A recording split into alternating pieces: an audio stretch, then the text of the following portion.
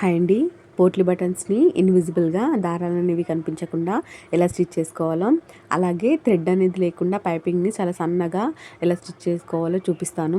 దానికోసం ఒక cross piece ఉండే క్లాత్ని 1.5 ఇంచ్ వరకు కట్ చేసుకొని ఇలా మిడిల్కి ఫోల్డ్ చేసుకొని మనం ఎక్కడైతే వేసుకోవాలనుకుంటున్నామో నెక్ దగ్గర ఇలా పెట్టి ఒక స్టిచ్ అనేది వేసుకోవాలి.